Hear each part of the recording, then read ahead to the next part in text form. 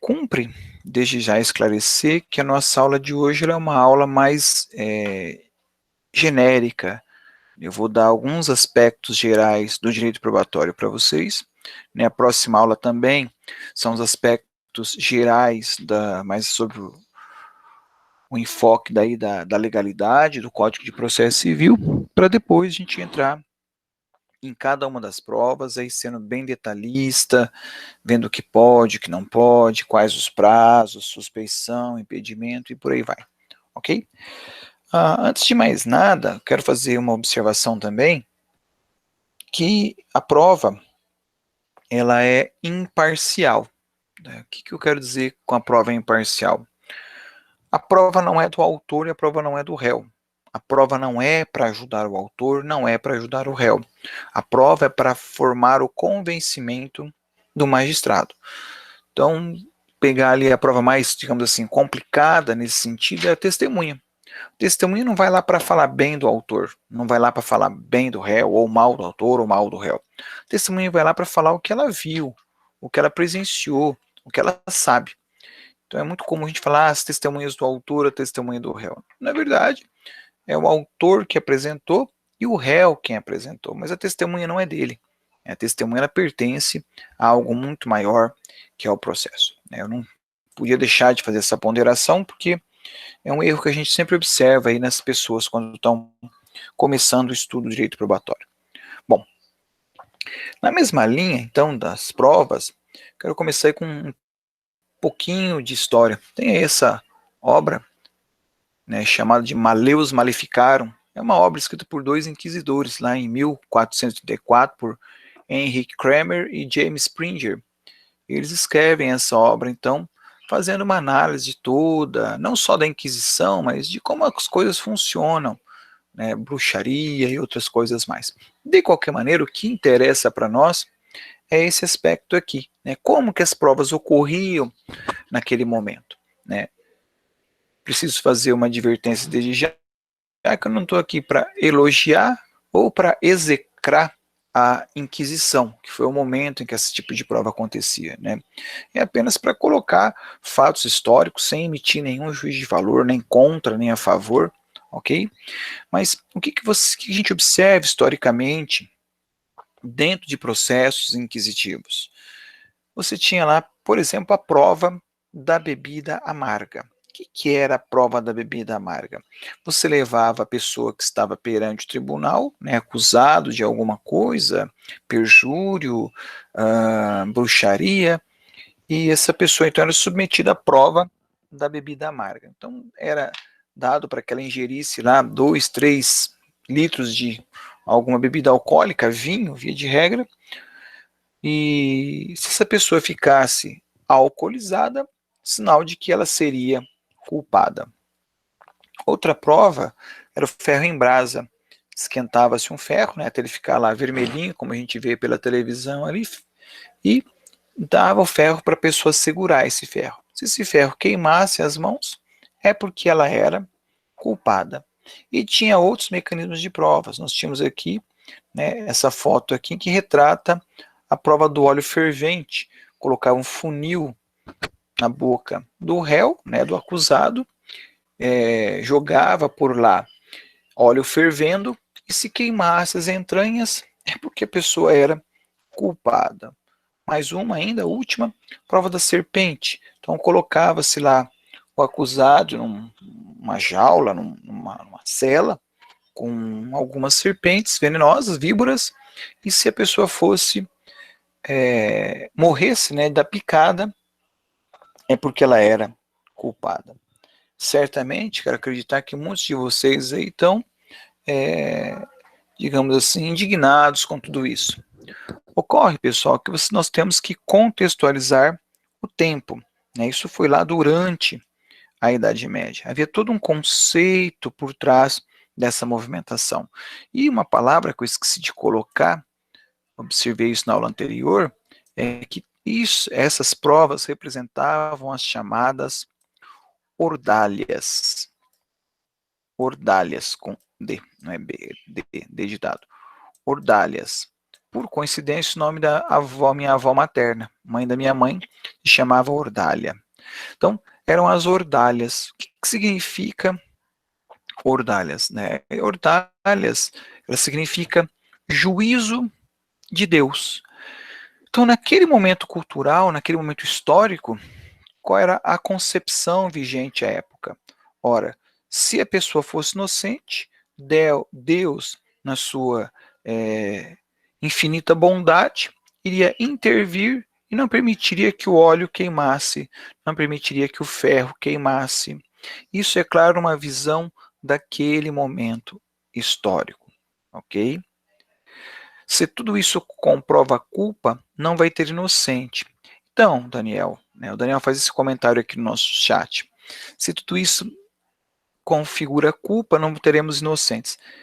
É como eu dizia, nós temos aqui toda uma concepção histórica.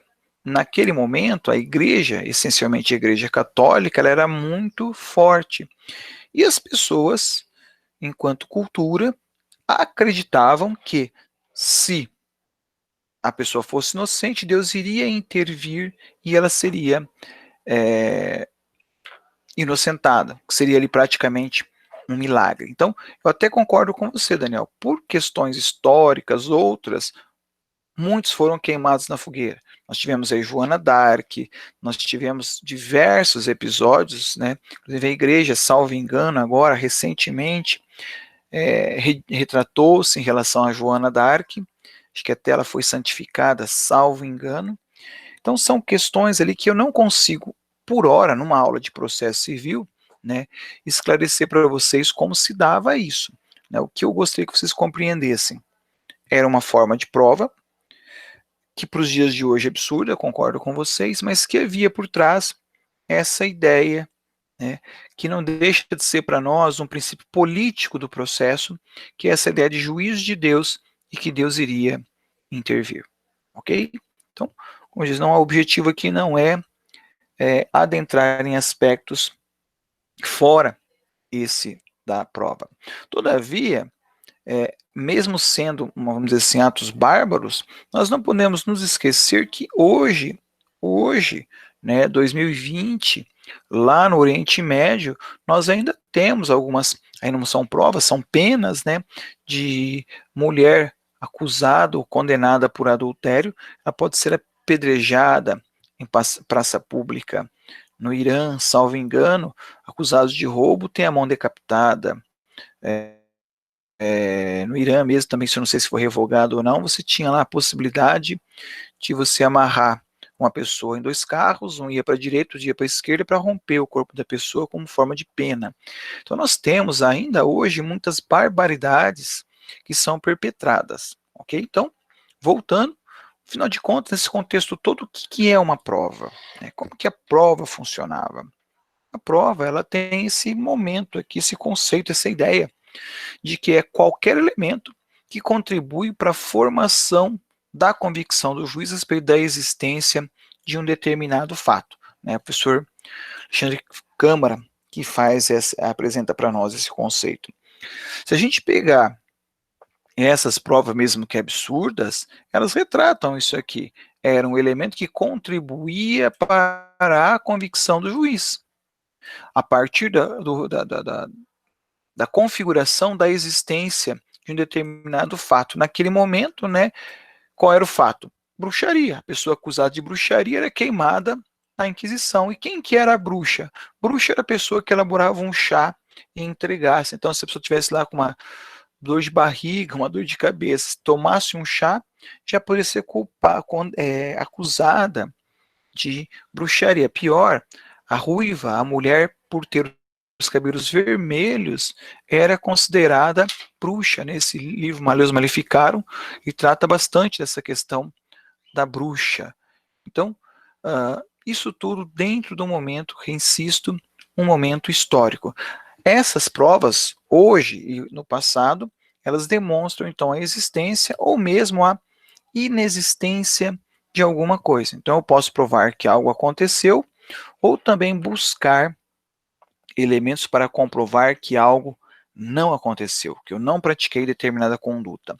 Mas tudo isso com um único escopo, com um único objetivo, para que o juiz possa formar o seu convencimento. Então, o destinatário da prova, a pessoa a quem eu vou produzir a prova, é o magistrado. Ele é a pessoa que tem que estar, eu tenho que estar preocupado em estar não o agradando, mas preocupado em mostrar para ele o que foi e quais foram as consequências de determinado ato dentro de um processo. Em outras palavras, eu posso dizer que tudo aquilo que for levado aos autos do processo, com o fim de convencer o juiz que determinado fato aconteceu ou não, pode ser considerado, é considerado, né, prova. Ok? Então, para nós, isso é prova. Mas onde é que eu encontro essas regras do direito probatório? De um modo geral e principalmente, as regras do direito probatório, você encontra ela em dois institutos. O primeiro deles é lá no Código Civil, dos artigos 212 a 232, você tem ali um conjunto de normas que tratam das provas, principalmente da prova documental. Boa parte do que a gente precisa saber sobre documentos estão presentes lá no Código Civil. Contudo, nós não vamos aprofundar o Código Civil. Nosso objeto de estudo são as provas que estão presentes para nós lá no Código de Processo Civil. Essas provas a gente vai aprofundar, vamos estudar com bastante cuidado, ficando lá as provas de civil, por incumbência lá do professor Lucas, dos outros professores que ministram essa disciplina. Perfeito?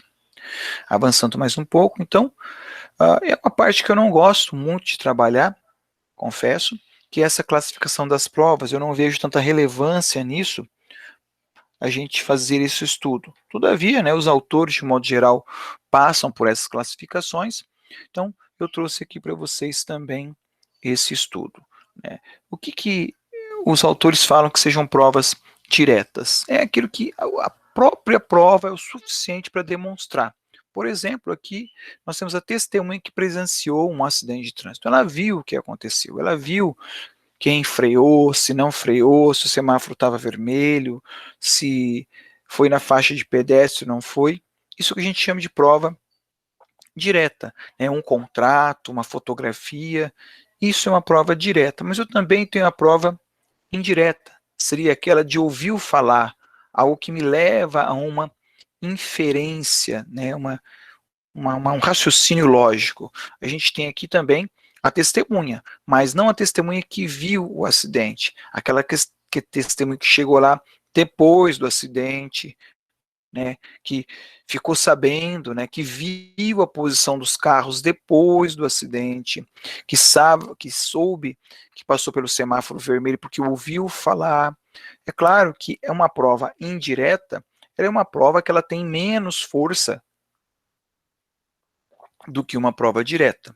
Então, a gente tem o risco muito grande das pessoas se equivocarem no que viram e no que ouviram é muito grande. Então, por isso que é importante que a gente tenha lá confiança em quem viu a coisa. Porque quem ouviu falar, às vezes pode não ter ouvido, ter recebido a informação da melhor fonte.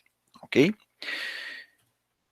Os autores ainda continuam classificando quanto ao sujeito pessoal. Então, aqui é bem fácil de lembrar, é aquela prova que eu colho ela por meio de uma pessoa. Basicamente, ali a prova testemunhal e o chamado depoimento pessoal. Elas vão fazer um contraponto à prova real, que é feita por meio de um documento, feito por meio de uma outra estrutura que não seja pela boca de uma pessoa, digamos assim. Então, eu tenho lá um contrato, eu tenho uma declaração, eu tenho uma fotografia, então eu tenho uma ata notarial, a gente vai ver o que é isso aí nas próximas aulas. Então, a prova pessoal é aquela que eu ouço, vamos dizer assim, da boca de uma pessoa. E a prova material, real é aquela que eu vou tê-la constituída por meio de uma matéria, de uma peça, de algo físico que possa ser retratado para mim. Tenho mais uma classificação que é quanto ao objeto, que é testemunhal. Aqui, mais uma vez, é a prova oral, tudo aquilo que é feito de forma oral. E eu tenho a prova documental, que é aquela afirmação escrita ou gravada. Então, um vídeo é considerado para nós um documento. Então, um documento não é só papel. A gente tem muita essa falsa ideia de que quando fala de documento, vincular a ideia de papel. Não é bem assim, não é bem assim. Eu posso ter uma prova documental que não seja constituída de papel. E eu tenho ali também, o autor coloca a prova material, que para mim se confunde muito com a prova documental. Ele traz ali o exemplo da prova material, que seria a perícia e a inspeção judicial. Então, é quando é feito por um perito ali, você vai ter, então, uma prova material, ok? Terminando essa classificação, eu tenho aqui ainda, por fim, eu acho que isso aqui é mais importante, que é a prova casual. É a prova do caso, é a prova produzida durante o processo, é a prova produzida no meio do processo, ok? Agora, eu não tenho provas só dentro do processo, também tenho provas que são pré-constituídas, que são produzidas antes dos processos. Eu tenho lá uma fotografia, eu tenho um vídeo, eu posso ter um contrato, que é tudo elaborado antes do processo. Quando eu tiro uma fotografia, eu nunca estou imaginando que aquilo um dia pode ser uma prova num processo. Aquele comentáriozinho bobo que você fez no Facebook ali de alguém, aquilo ali pode amanhã ou depois vir a ser uma prova contra você num eventual processo, ok? Então, o que vale como prova? Tudo vale como prova. Claro que na próxima aula a gente vai falar um pouco da proibição. A prova ela não pode violar, né, não pode ser obtida de forma ilícita ou por meio ilícito. Então, a prova, qualquer coisa vale como prova, mas ela não pode ser feita de forma ilícita. Aí ela perde a sua qualidade como elemento probatório, mas ela pode ser feita durante o processo, que é casual, ou existir mesmo antes do processo, que é chamada prova pré-constituída. Mas isso sim é importante. O que precisa ser provado? Pessoal, o objeto da prova são os fatos. Direitos não precisam ser provados. Claro que essa afirmação aqui, ela é 80% verdadeira. Daqui a pouco eu vou mostrar para vocês que certos direitos precisarão ser provados. Mas em regra, né, eu tenho que me preocupar com a produção de provas para demonstração de fatos. Esse é o meu grande objeto, o direito probatório. Mas mesmo dentro dos fatos, eu vou ver daqui a pouquinho que alguns não vão precisar ser provados, ok? Mas daqui a pouco chego nele. Eu preciso me preocupar em provar esses dois aqui que eu considero muito próximos, né, que são os fatos pertinentes ou os fatos relevantes. Eu diria numa palavra só, aquilo que é importante para o processo.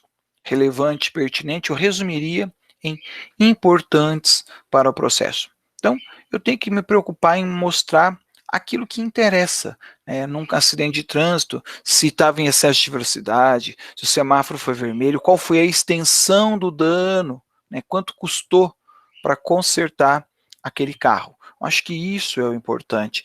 Então, cada tipo de processo, ela vai ter os seus fatos mais importantes ou menos importantes. Agora, eu só vou ter que provar aquilo que é importante para o deslinde do processo, para a resolução da causa. Avançando mais um pouco, isso sim é importante, isso vocês têm que prestar atenção, que são chamados fatos controversos. Estes são os fatos importantes porque eles vão precisar de uma atenção um pouco maior. Porque o que é controverso? Controverso é aquilo que o autor fala que é uma coisa e o réu fala que é outra coisa. Quem está dizendo a verdade? O juiz vai ter essa obrigação. Então, e ele só vai conseguir dizer quem está falando a verdade a partir dos meios de provas que a ele forem apresentados. Então, isso sim é importante. Você tem que ter muita atenção aos fatos controvertidos e se debruçar com muita cautela na obtenção desses meios probatórios, ok? E quanto aos fatos controversos, você tem que ter uma precisão, tem que ter uma clareza naquilo que você precisa provar. Então, de repente você coloca lá, fulano xingou o outro. Tá, mas xingou do quê? Xingou como? Porque No caso concreto, eu posso ter xingamentos de cunho racial, eu posso ter xingamentos de cunho sexual, e cada um desses pode ter uma implicação diferente, pode até caracterizar aí uma eventual, me faltou agora, preconceito em relação a outra pessoa.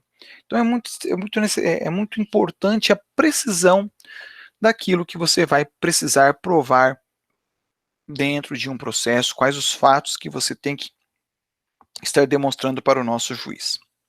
Ok? Todavia, esse aqui não precisa provar, que é o tal do fato notório. O fato notório não depende de prova, pois a existência é conhecida geralmente pelos cidadãos de cultura média, no tempo e lugar em que a sentença é proferida. Essa frase é do nosso processualista italiano Carnelucci. Então, peguei aqui o exemplo 7 de setembro. 7 de setembro você não tem que provar, porque é público e notório que é um feriado nacional. Até hoje eu tenho um recurso protocolar que hoje é o último dia. Se não fosse 7 de setembro na segunda-feira, o último dia teria sido ontem. Então, se porventura houver algum problema, o juiz entender que está fora do prazo, eu não vou ter que ficar produzindo provas. Basta lembrá-lo, uma petiçãozinha bem simples, por excelência, está dentro do prazo porque 7 de setembro não foi dia útil, 7 de setembro foi um feriado. Tá? Então, isso eu não vou precisar pegar uma certidão, uma declaração em nenhum órgão, nenhum tribunal para provar que 7 de setembro era feriado, porque o homem médio sabe dessa ocorrência, desse fato notório. Mais alguns exemplos. Na década de 80, quando a gente falava em Cubatão, Cubatão era sinônimo de poluição. Cubatão foi, por algum tempo, considerada a cidade mais poluída do Brasil. Hoje, isso já não é mais notório. Primeiro, que já não é mais uma cidade tão poluída, e nem todo mundo tem essa informação. Então, a notoriedade, ela varia no tempo e no espaço. Então, a gente sabe, é notório para nós aqui em Maringá, que o Parque do Ingá, ele é um local de visitação. Para outras pessoas, pode não ter a mesma ciência, a mesma consciência. Um curitibano, por exemplo, desconhece isso. Então, o que é um fato notório? É um fato que não vai depender de prova dentro de uma determinada cultura, num determinado momento histórico, ok? Avançando mais um pouco. E aí, tem essa frase, um brocardo. Dá-me rifacta dabutibius. Dai-me os fatos e eu vos darei o direito. Eu já usei essa expressão lá quando eu falei da petição inicial. Quando eu disse especificamente dos fatos e fundamentos jurídicos, eu disse a vocês que a obrigação do autor é apresentar os fundamentos jurídicos, ele não tem obrigação de citar lei, não tem obrigação de citar direito, porque o direito o juiz conhece, o juiz sabe, ok? O único direito que eu tenho que provar para o juiz é o chamado direito municipal, estadual, estrangeiro e o direito consuetudinário. Esse daqui sim eu preciso provar, porque isso aqui pode mudar. Então, eu estava vendo hoje mesmo, agora pela manhã, uma documentação dos adventistas, liberdade religiosa, e no documento tinha lá diversas leis municipais que disciplinavam o funcionamento dessas questões religiosas. Então, isso vai variar de município para município. Então, se for lá uma questão de IPTU, cada município tem o seu. E o juiz, ele presta concurso para ser juiz do estado, então ele não tem obrigação nenhuma de ficar sabendo o direito de cada município. Então, aí ele pode, atenção agora, o juiz pode determinar que isso seja aprovado. Mas como é que eu provo um direito municipal? Você vai precisar ou do órgão oficial, ou mesmo de uma certidão da Câmara de Vereadores, certificando a validade ainda, a vigência de uma determinada norma. A mesma coisa vale para o direito estadual. Você pegar uma certidão na Câmara dos Deputados. E o direito estrangeiro? Numa embaixada ou no consulado. Talvez o mais diferente para vocês seja o direito costumeiro, o direito consuetudinário. Vocês aprendem no primeiro ano, no primeiro semestre, que o direito brasileiro é o direito positivado, é o civil law, não é o direito costumeiro. Mas isso não quer dizer que o costume não tenha valor entre nós. O costume tem muito valor entre nós ainda, em algumas áreas do direito empresarial, algumas áreas específicas, como, por exemplo, me ocorre agora a área de compra e venda de gado. Tem muita coisa costumeira ali no meio. Uma delas que o costume é muito vigente ainda é o próprio leilão. O leilão, quando a pessoa levanta a mão, está feito o lance. Ah, mas eu não queria fazer o lance, mas você levantou a mão. Você está com um grande problema agora, porque você atrapalhou todo o certame. Então, isso é tudo direito costumeiro. Em regra, o direito costumeiro fica registrado nas juntas comerciais. Então, você pode buscar na junta comercial a existência de um ou outro costume que tem implicação para empresas, para negócios.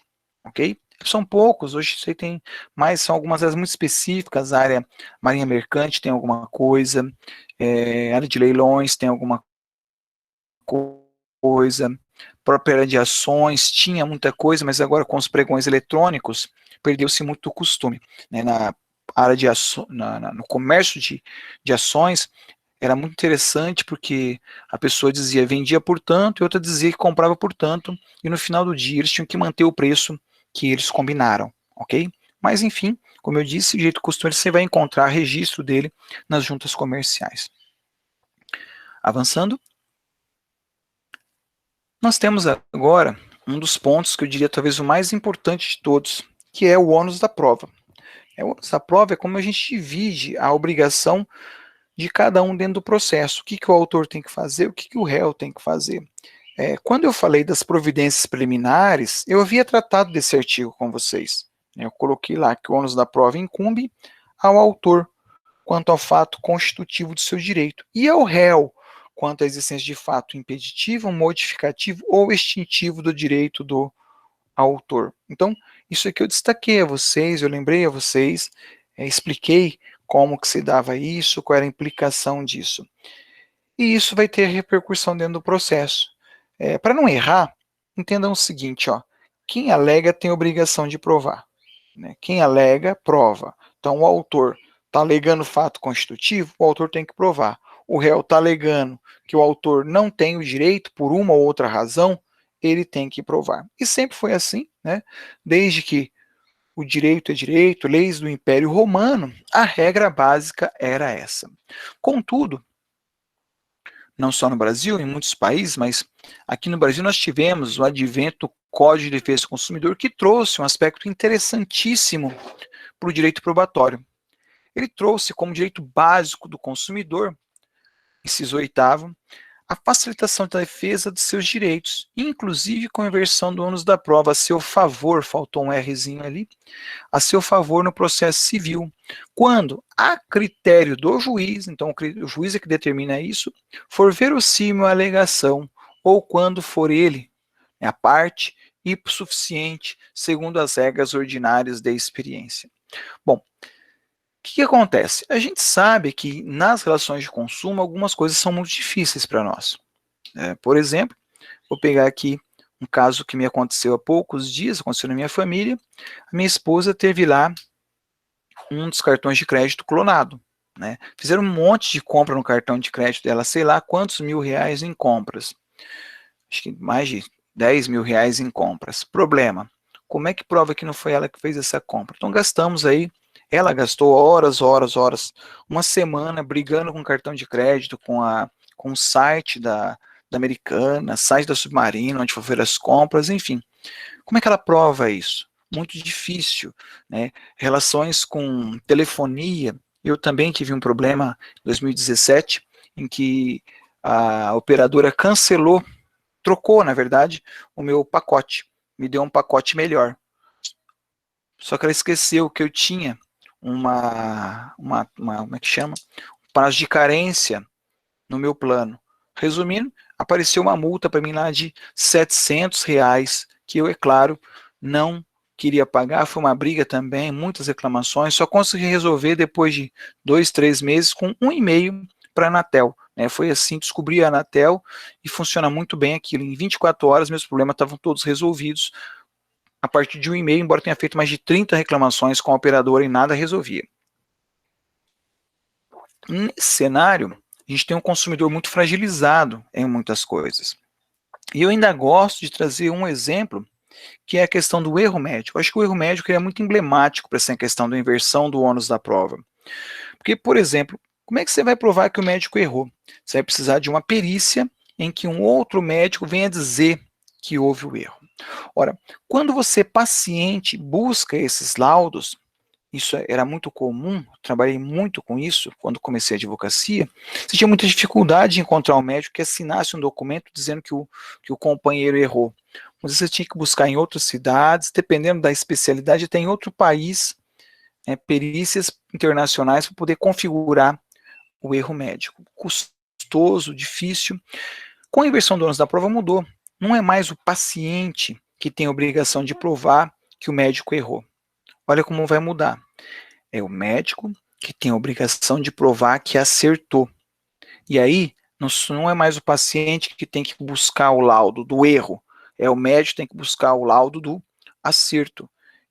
Para não emitir o laudo, é fácil. Fala, ó, não sei, não é da minha área, não vou fazer.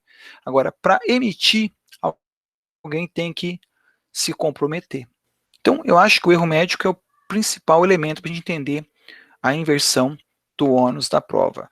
Isso tudo, como eu disse, estava atrelado ao Código de Defesa do Consumidor. Até que veio um novo código, e agora sim quero chamar bastante atenção. O novo código veio e trouxe para dentro do processo civil a inversão do ônus da prova. Então, hoje, mesmo não sendo relação de consumo, é possível a inversão do ônus da prova. Do mesmo jeito que é para o consumidor, agora também é no processo. Mas atenção, não é obrigatório. Quem vai analisar essa inversão é o juiz. É ele, juiz, que vai analisar essa necessidade dessa inversão do ônus da prova. Então, não é todo processo que o réu tem que se virar em produzir provas. Não é assim. Na maioria dos processos, inclusive a inversão é exceção, a regra é que na maioria dos processos o autor cumpra o seu papel em produzir provas em relação àquilo que ele, autor, alegou. Perfeito? Então, essa inversão, ela é possível, ela hoje é moderna, ela pode ser feita, mas vai depender, então, do caso concreto, a critério do magistrado. Então, o magistrado define se haverá ou não haverá essa inversão. E ele faz isso com muito cuidado. Por quê? Se a inversão também for demasiadamente exagerada ou tornar muito difícil a prova, ele não está obrigado a fazer essa inversão. Então, na verdade, as partes acabam ficando, eu não quero usar a palavra, mas não consegue me vir outra no momento, a parte acaba ficando refém do magistrado, porque é ele que vai decidir. Né? É claro que não é bem refém, porque se o magistrado mandar inverter e eu não concordar, eu vou recorrer. A mesma coisa se diga se ele não determinar a inversão. Quem sentiu prejudicado vai poder recorrer. Então, sempre é possível recurso. A gente fala refém, né, não sei que pode ter bom sentido, né? A gente fala refém no bom sentido, em de que você depende da decisão dele. E é claro, a inversão do ônus da prova, ela deve ser uma decisão fundamentada. A inversão do ônus da prova é, sem sombra de dúvida, uma decisão interlocutória. Okay? E como qualquer decisão interlocutória, é passível de agravo, e agora vocês já conhecem, né? Não com profundidade, mas já conhecem a expressão agravo de instrumento, é o mecanismo que eu tenho para reverter eventuais decisões interlocutórias. Ok? Até aqui alguma dúvida, alguma coisa, pessoal? Como eu disse, o objetivo da nossa primeira aula sobre provas é trazer para vocês alguns aspectos gerais aí do direito probatório. Eu preciso entrar agora naquilo que o código disciplinou para nós, né, o que o código traz desses elementos aí. Bom, eu não vou fazer esse aprofundamento agora, né? Primeiro, eu vou repassar com vocês algumas questões que a gente já realizou. Então, só para a gente marcar o tempo, provas, alguma coisa, pessoal que não tenha ficado claro na aula de hoje. Se tiver alguma dúvida, por favor, se manifeste no chat, faça uma pergunta, senão eu vou responder algumas questões dos questionários anteriores que a gente precisa ver aí, porque a prova está chegando já. Alguma coisa, pessoal? Oi. Professor, se surgir, tipo, alguma prova no decorrer do processo, pode juntar nos autos ou, tipo, já passou o prazo? Não apareceu para mim aqui quem está falando. Qual é o seu nome? Caroline. Caroline Fiola? Isso. Caroline, é assim, quando a gente for entrar no direito probatório, especificamente nos tipos de provas, a gente vai ver que cada prova vai ter um momento específico. Então, vamos pegar, por exemplo, a prova testemunhal. A prova testemunhal, lá no saneamento do processo, o juiz vai marcar um prazo, até 15 dias depois da audiência, depois do saneamento, perdão, para dizer o nome das testemunhas. Se for em audiência de saneamento, o advogado tem que trazer naquele momento o nome das testemunhas. Então, todas as provas, ela vai ter um momento para isso. Se eu não apresentei a testemunha naquele momento, você não vai poder apresentar mais. Perícia. Perícia você tem a mesma coisa. No saneamento, o juiz vai definir se você vai poder ou não apresentar a perícia. Então, perícia, passou o tempo, passou. Agora, tem algumas peculiaridades, por exemplo, documento. Documento, o certo é que todos os documentos estejam com a petição inicial ou com a contestação. Na pior das hipóteses, na impugnação à contestação. E se aparecer documento novo? Documento novo só poderá ser anexado se for referente a fato novo também. Então, sim, Caroline, teoricamente, e na prática também funciona assim, tudo vai ter um prazo marcadinho para ser apresentado. E se não apresentar naquele momento? A resposta é bem simples, não há mais o que ser feito. Testemunha. Você apresentou duas testemunhas, mas na semana seguinte encontrou uma testemunha maravilhosa que sabia tudo, poderia resolver o problema da humanidade. Pois é, se você não colocou lá, você perdeu. Importante lembrar que o processo civil, a gente trabalha com o princípio da verdade formal. Para nós, ser a verdade é aquilo que está no processo. Tá? Então, Caroline, tem que respeitar o prazo. Se não respeitar o prazo, no processo civil você corre o risco de ter o direito, mas como não provou, perdê-lo. É uma realidade. Não sei se respondi, ficou claro? Sim, obrigada. Por nada. Então, essa aqui é, por isso que o advogado é um ser humano estressado, porque ele vive pressionado pelo tempo, pela questão das testemunhas, é muito complicado essas coisas por conta da preclusão. Passou o tempo, perdeu. E na cabeça do cliente, muitas vezes, ele acredita que o advogado é responsável por tudo, e que o advogado vai fazer milagre. O advogado não faz milagre. O advogado, no máximo, vai provar o que o cliente tem de direito. E detalhe, quem tem que correr atrás das provas é o cliente, não é o advogado. E as pessoas confundem muito isso, acho que é tudo obrigação de advogado. No sistema norte-americano, existe uma prática mais comum, que são os investigadores. Então, tem escritórios que têm detetives do escritório para investigar coisas. Nos Estados Unidos, o Ministério Público tem essa figura também que faz. Aqui no Brasil, isso não é comum. No Brasil, isso não é comum. E pior, né, se você precisa de algum trabalho nesse sentido, você tem que contratar alguém para pagar. E as pessoas são meio, digamos assim, avessas a qualquer tipo de pagamento. Ok? Mais alguma coisa? Beleza. Então, se surgir alguma dúvida, não se acanhe, é só falar no chat ou abrir o microfone, a gente está aqui à disposição.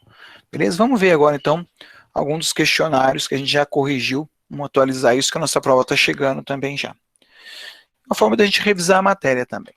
Então, a gente trouxe essa primeira questão. Nem sempre a revelia induz a presunção de veracidade dos fatos afirmados na inicial, dependendo do comportamento de um dos réus, da natureza do direito discutido ou da atitude do autor, embora haja revelia, esta não induz o seu efeito material. Né? Essa afirmação aqui é uma afirmação verdadeira. A gente já aprendeu que existe a revelia, existem os efeitos da revelia, mas a gente aprendeu também que em determinadas circunstâncias esses efeitos não vão se implementar. Por exemplo, comportamento de um dos réus. Quando a gente teve lá, eram 3 réus, 5 réus, né? 5 réus na ação. Um dos réus contestou. esse único réu, essa única contestação, ela afasta a presunção de veracidade dos demais, né? Da natureza do direito. A gente aprendeu que se for direito indisponível, direito indisponível ele também não implica no efeito da revelia. Então, uma investigação de paternidade, se o réu não contestou, não significa que ele é pai. Haverá necessidade de outras provas para confirmar esta paternidade. Ok? Então, embora haja revelia, nem sempre esses efeitos vão se implementar. Próxima. Quando ocorre a revelia, o autor poderá, a seu critério, alterar o pedido a causa de pedir. Isso aqui é falso. Vamos entender isso aqui. O autor pode mudar o pedido? Pode. Só que ele pode mudar o pedido até a citação. Então, até a citação, o autor pode mudar o pedido à vontade, porque o réu ainda não está participando. Todavia, se tem revelia, é porque foi aberto o prazo para a contestação. Então, se já passou o prazo da contestação, o autor só poderá mudar o pedido se o réu concordar. Você fala, peraí, mas o réu é revel, como é que ele vai concordar? Bom, depois da citação, você só pode mudar com a anuência do réu.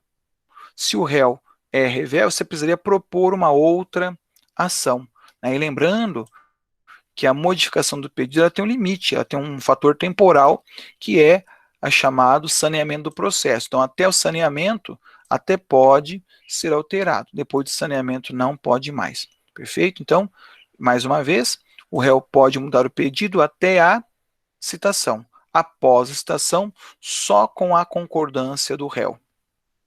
Se o réu não concordar, não muda. A próxima. O réu, ao reconvir, quer afastar pretensão do autor, não quer se sujeitar ao pedido do autor e à tutela judicial pretendida. Isso aqui é falso. Por que que é falso? Nós estudamos que reconvenção ela é uma ação. Então, na reconvenção, ele tem pretensão própria. O réu vai ter o seu desejo. Para afastar a pretensão do autor, a gente já estudou que isso tem que ser feito na contestação. Então, é na contestação que eu afasto aquilo que o autor falou. E na reconvenção, eu vou trazer meu desejo, minha vontade própria. Certo? Como eu corrigi com a outra turma agora há pouco, eu lembro dessa próxima aqui, ó, que elas são praticamente iguais. Quando o réu contesta, ele passa a aspirar algo para ele, que vai além da tutela judicial, que obterá caso a defesa seja acolhida com a rejeição do pedido do autor. Isso aqui é falso. Na contestação, quando o réu contesta, ele não formula desejo próprio. Né? Quando ele contesta, ele quer afastar a pretensão do direito do autor. Então, as duas aqui elas estão erradas, porque a gente tem que lembrar, reconvenção é ação. Ação é desejo próprio. Contestação é para afastar a pretensão, afastar o desejo do autor. Ok? Beleza até aqui? Mais uma. O magistrado, não obstante a revelia, deve verificar as alegações, bem como os meios de prova já produzidos pelo autor com sua petição inicial. São suficientes para serem consideradas verdadeiras.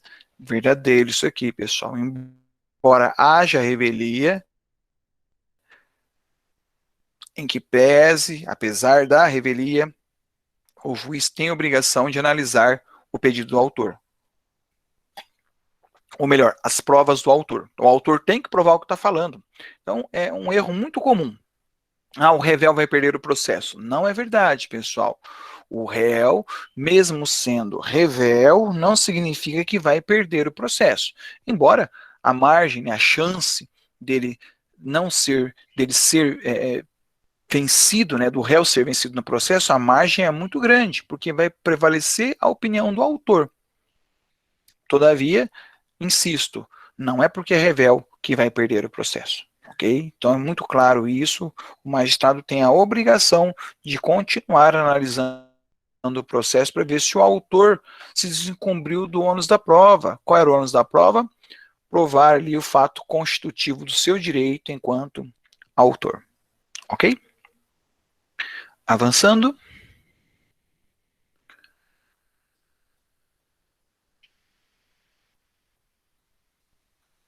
Nas providências preliminares, o juiz deve verificar se no processo existem vícios sanáveis. E caso haja... Alô? Vocês estão me ouvindo, pessoal?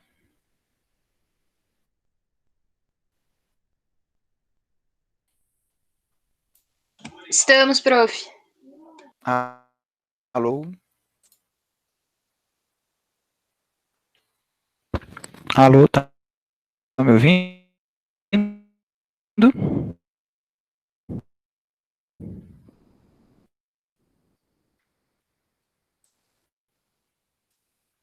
Alô?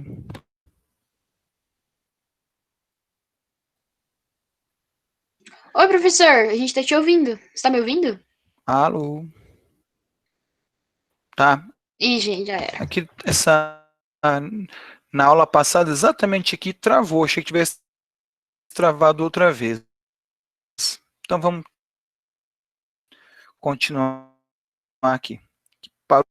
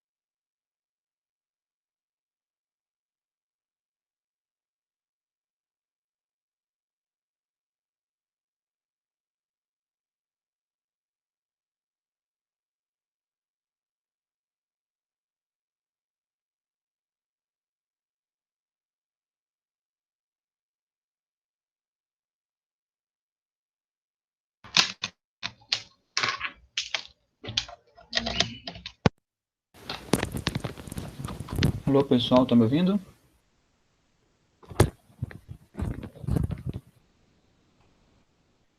Alô?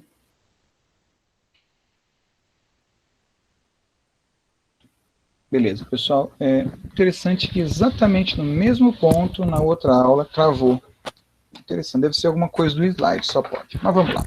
Estamos terminando já. Bom, como eu dizia, eu vou tentar compartilhar a tela, espero que não trave novamente. Mas como eu dizia, a questão fala assim: nas providências preliminares, o juiz deve verificar se no processo existem vícios sanáveis. E caso haja, deverá, desde já, determinar a sua resolução. Então, é o que eu disse, isso é verdadeiro, né? Todas as vezes que o juiz verificar um vício, ele tem a obrigação de mandar corrigir. E lá nas providências preliminares tem um momento específico para isso. Ok. Mas a questão continua. Caso, se não fizer nessa etapa processual, não mais poderá fazê-lo. Existe o fenômeno da preclusão dos atos processuais. É verdade. Existe a preclusão, né, dos atos processuais. Contudo, vícios, eles podem ser resolvidos a qualquer momento no processo. Na verdade, mesmo lá no tribunal, se você chegar no STF, lá você verificar que tem um vício e for sanável, dá para corrigir. Perfeito? Então, essa questão aqui ela é falsa. Por que é falsa? Porque o vício poderá ser resolvido a qualquer momento. Então, não há essa chamada preclusão aí que a questão traz. Perfeito? Avançando. O Código de Processo Civil denomina de providências preliminares o conjunto de atitudes possíveis do juiz após o encerramento do prazo para a resposta do réu. É verdadeiro. Então, depois do prazo da resposta, então nós temos as chamadas providências preliminares.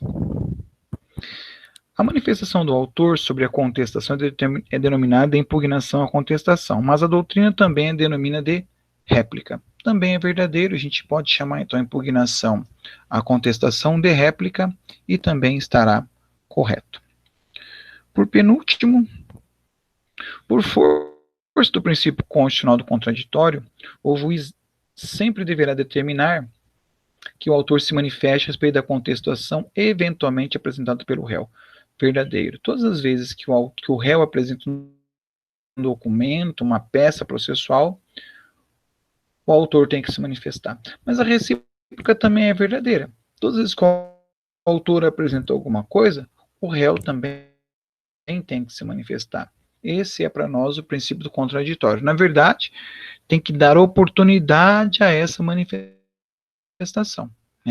Se o réu, se o autor vão querer se manifestar, isso é problema deles, mas o juiz tem que dar essa oportunidade. Por fim, as providências preliminares são obrigatórias em todos os processos, ajuizado em face do réu, que seja maior e capaz, tendo, portanto, capacidade processual. Veja, as providências preliminares não são obrigatórias, elas podem variar de acordo com cada processo. Eu fui bastante enfático nisso durante lá as nossas aulas nos slides, ok?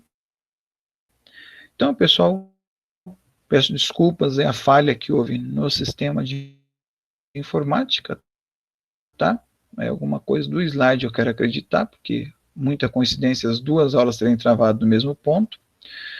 De qualquer maneira, fico aberto aí para questionamento, então, por favor, fiquem à vontade para fazer o nosso formulário lá. Beleza? Alguma dúvida, pessoal, alguma coisa, estou à disposição.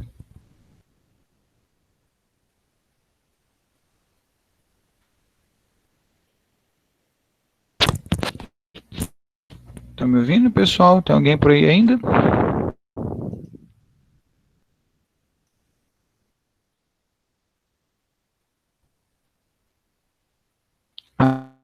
Alô?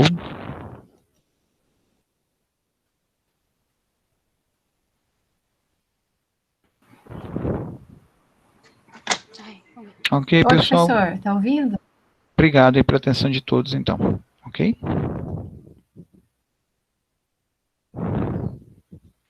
Até mais, querida. Obrigado.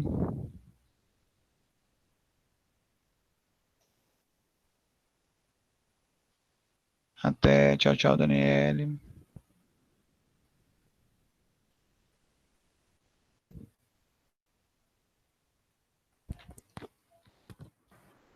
Estou sim.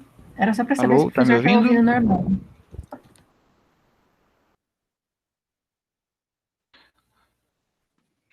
Agora voltou ao normal. Tá meio travado aqui, mas tá indo. Bom, gente, obrigado a todos e fiquem à vontade, tá bom? Até a próxima. Até mais, Rosângela. Luiz, tchau, tchau.